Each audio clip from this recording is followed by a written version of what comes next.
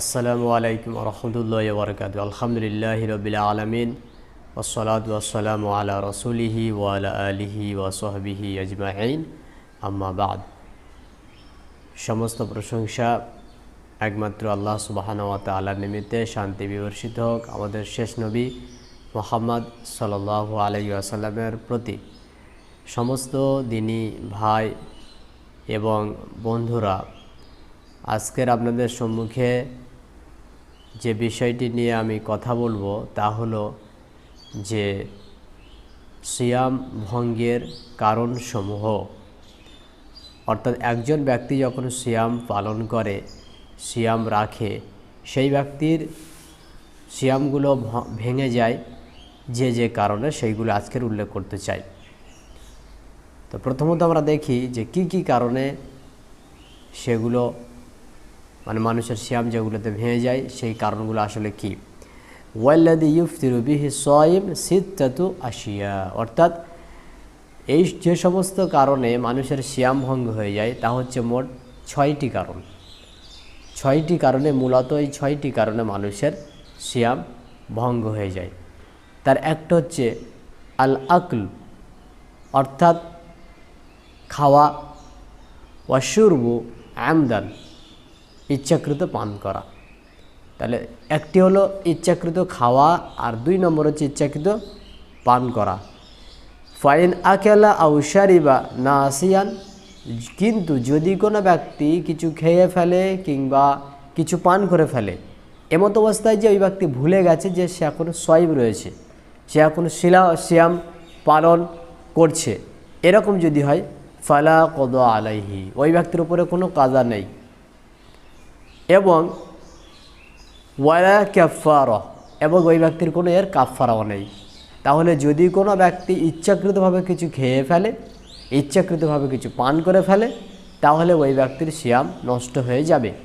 কিন্তু যদি কোনো ব্যক্তি ভুলে কিছু খেয়ে ফেলে কিংবা ভুলে কিছু পান করে ফেলে, তাহলে ওই ব্যক্তির কজা আদায় করতে হবে না, অর্থাৎ এই রোজা ভেঙে যাবে না, এবং পরে এটা আদায় তো করবে না যদি না ভেঙে যায়।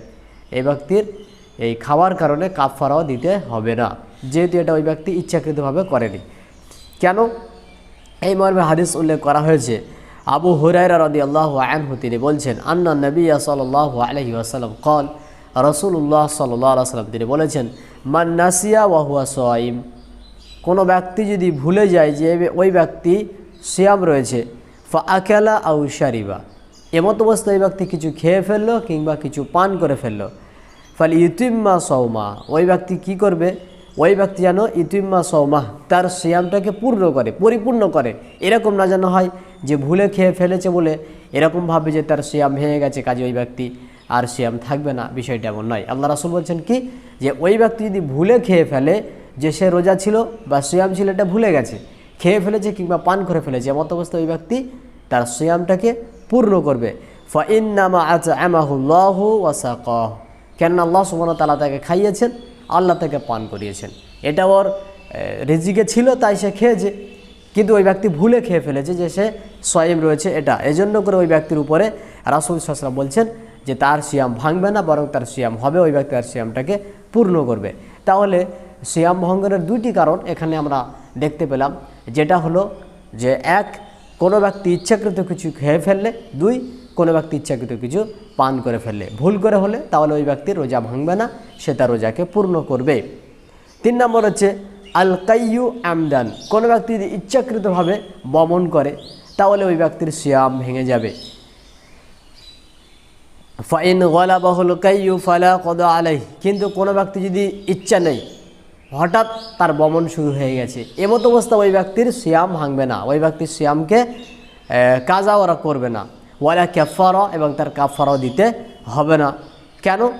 আন আবি হুরায়রা রাদিয়াল্লাহু আনহু আন্না নবী সাল্লাল্লাহু আলাইহি ওয়াসাল্লাম ক্বাল, আবু হুরায়রা রাদিয়াল্লাহু আনহু তিনি বলছেন যে রাসূলুল্লাহ সাল্লাল্লাহু আলাইহি ওয়াসাল্লাম তিনি বলেছেন যে যদি কোনো ব্যক্তি এমনভাবে কয় করে বা এমনভাবে বমন করে যে নিজে ইচ্ছাকৃতভাবে ওই ব্যক্তি করেনি, অর্থাৎ বমনটাকে ইচ্ছাকৃতভাবে নিয়ে আসেনি, ফালাইসা আলাইহি কদা, তাহলে ওই ব্যক্তির উপরে কোনো কাজা নেই। ফালাইসা আলাইহি কদাউন, ওই ব্যক্তির উপরে কোনো কাজা নেই। কেন? এই জন্য যে ওই ব্যক্তি যেটা করেছে ওটা সে ইচ্ছাকৃত করেনি। কিন্তু কোনো ব্যক্তি যদি ইচ্ছাকৃতভাবে বমন করে তাহলে ওই ব্যক্তির রোজা ওই ব্যক্তি পরে কাজা করবে। তাহলে এই হাদিস থেকে স্পষ্ট প্রমাণ হয় যে কোনো ব্যক্তি যদি ইচ্ছাকৃতভাবে বমন না করে, নিজের অনিচ্ছায় যদি বমন হয়ে যায় তাহলে ওই ব্যক্তির সিয়াম হবে। তাহলে সিয়াম ভঙ্গের কারণ হলো ইচ্ছাকৃতভাবে যদি কোনো ব্যক্তি বমন করে তাহলে তার সিয়াম ভঙ্গ হবে। 4 এবং 5 নম্বর কারণ আল হাইজু ওয়ান নেফাস, অর্থাৎ যদি কোনো মহিলা সিয়ামরত থাকেন, এমত অবস্থায় তার যদি হায়েজ শুরু হয়ে যায় বা নেফাস শুরু হয়ে যায় তাহলে সঙ্গে সঙ্গে তার সিয়াম ভেঙে যাবে। কেন ভেঙে যাবে? এই জন্য যে সিয়াম এর শুদ্ধ হওয়ার শর্ত হচ্ছে যে পবিত্র হওয়া, এবং এই পবিত্র থাকার অর্থ হলো মহিলাদের পবিত্র হওয়া হায়েজ এবং নেফাস হতে। অর্থাৎ কোনো মহিলা যখন সিয়াম রাখবেন তার জন্য এটা শর্ত যে আগে থেকে তাকে সিয়াম রাখার পূর্বে থেকে পবিত্র হতে হবে। যদি কোনো মহিলা সিয়াম রাখেন এমত অবস্থায় তার হায়েজ কিংবা নেফাস শুরু হয় তাহলে তার রোজা ভঙ্গ হয়ে যাবে, সিয়াম ভঙ্গ হয়ে যাবে, সিয়াম হবে না।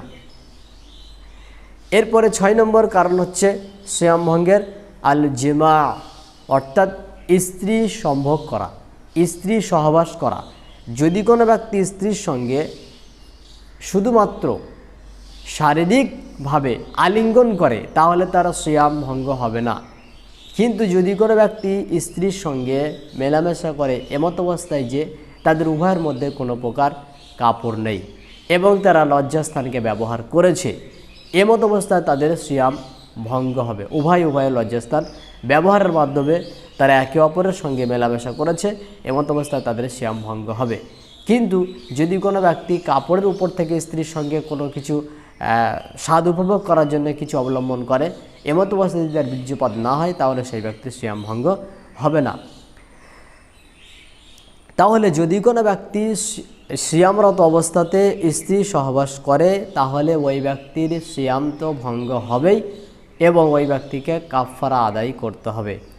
এই মর্মে একটি হাদিস আমরা পেশ করতে পারি যেটি সহিহুল বুখারীর মধ্যে উল্লেখ করা হয়েছে, 2600 নম্বর হাদিস, 2600 নম্বর হাদিস। এই হাদিসটিতে আবু হুরায়রা রাদিয়াল্লাহু আনহু তিনি বলছেন যে বাইনামা নাহনু জুলুসুন ইনদা নবী সাল্লাল্লাহু আলাইহি ওয়াসাল্লাম, একদা আমরা আল্লাহ রাসূল সাল্লাল্লাহু আলাইহি ওয়াসাল্লামের কাছে বসেছিলাম। ইদ জাআহু রাজুলুন, একজন ব্যক্তি হঠাৎ করে আল্লাহ রাসূলের কাছে চলে এলেন। ফাকালা, সেই ব্যক্তি বলছেন, ইয়া রাসূলুল্লাহ, হে আল্লাহ রাসূল, হালাকতু, আমি ধ্বংস হয়ে গেছি। ফাকাল, রাসূল সাল্লাল্লাহু আলাইহি ওয়াসাল্লাম তিনি বললেন, মা লাক, কি জিনিস তোমাকে ধ্বংস করেছে? ফাকালা, ওই ব্যক্তি তখন বলছেন, ওয়াকাআতু আলা ইমরাতি ওয়া আনা সাইম, আমি আমার স্ত্রীর উপরে উঠেছি, অর্থাৎ আমি আমার স্ত্রীর সঙ্গে মেলামেশা করেছি, সহবাস করেছি, এমত অবস্থায় যে আমি সিয়ামরত, অর্থাৎ আমি সাইম ছিলাম।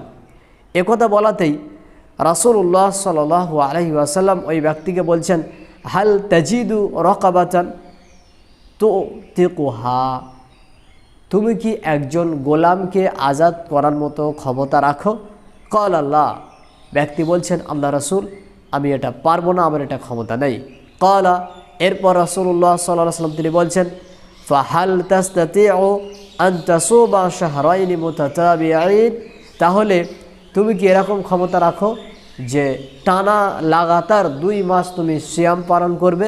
কল আল্লাহ, ব্যক্তি বলছেন, আল্লাহ রাসূল, না, আমি এটাও পারবো না।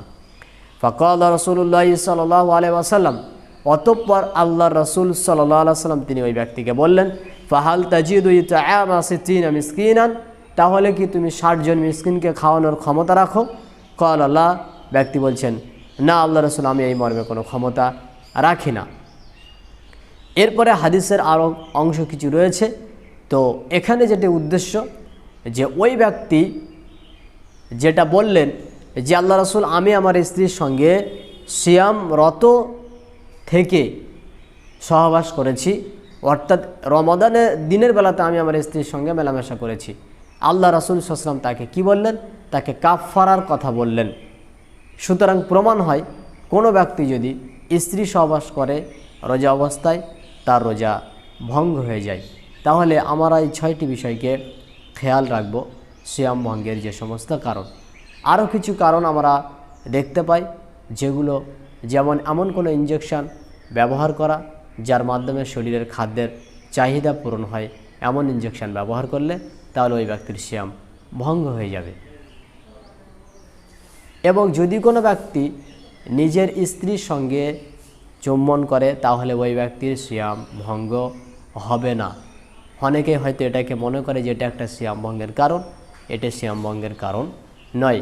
ঠিক একইভাবে অনেক ব্যক্তি মনে করেন যে সিয়াম অবস্থায় মাথায় যদি অতিরিক্ত পানি ঢালা হয় গরমের কারণে তাহলে ওই ব্যক্তির সিয়াম ভঙ্গ হবে, একথাও সঠিক নয়।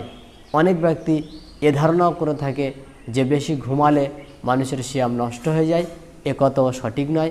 এ ধারণাও আসলে আমাদের সমাজে একটি মিথ্যা ধারণা। তো সিয়ামের যে মৌলিক কারণগুলোতে আমাদের সিয়াম নষ্ট হয়ে যায় তা হচ্ছে 1 নম্বর হলো খেয়ে ফেললে ইচ্ছাকৃত, 2 নম্বর কিছু পান করে ফেললে ইচ্ছাকৃত, 3 নম্বর হলো যে কোনো ব্যক্তি যদি ইচ্ছাকৃতভাবে বমন করে, 4 এবং 5 নম্বর হচ্ছে হায়েজ এবং নেফাসের কারণে, এবং 6 নম্বর হচ্ছে স্ত্রী মিলনের কারণে সিয়াম ভঙ্গ হয়।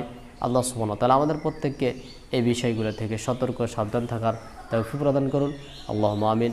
আসসালামু আলাইকুম ওয়া রাহমাতুল্লাহি ওয়া বারাকাতুহু।